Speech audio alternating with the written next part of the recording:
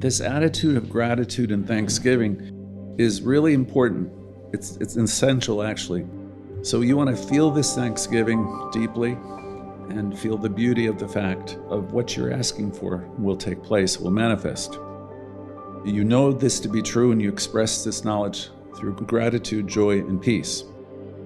You're releasing this affirmative prayer into the universe. You now release the words into the divine law, what physicists call the unitary field, knowing that all the good you have asked for will be. You have now planted the seeds, and they will manifest according to the universal law of cause and effect. As you sow, so shall you reap. The divine law reflects back what we release into it. So, affirmative prayer is an essential component of the creative mindset, the first step in the creative process, in motion. What's it been like being you this week? Because what I'm hoping people start to do is they start to become a little bit more mindful of their thought processes and what they're thinking about all day long and how they're interacting. Because we do all our work in consciousness is essentially what I'm saying. So if you don't like what's going on in your life, the place to start is not on the outer. It's always going to be on the inner. If you're a worrier, for example, and you're worried all the time, that's kind of like, it's going to create a life that's going to be very unpleasant for yourself.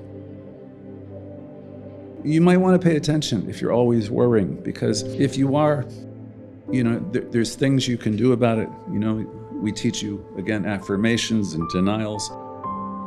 Our thinking, thoughts are things. Our thinking is creating our experiences. Every thought we think is creating our future. You may not learn how to do affirmative prayer tonight, but you can learn very simply to start using affirmations that are positive and keep using them. And when you notice yourself being critical of yourself or other people, stop in the name of love. Because what we're trying to do here is reverse that negative train of causation, meaning if you tend to be negative and critical, that shows up in your life. And it doesn't have to be that way. You can reverse that if you are willing to do a little bit of work on the languaging. People are doing the best they can. You might say, well, they're doing terrible things, and that could be true. But the thing is, you're always at choice in terms of what you allow in and who you allow in and what you obsess over, what you think about. You can simply change the channel. Like on television, you can change the channel yourself. You have the ability now to commune with some of the greatest minds that have ever lived.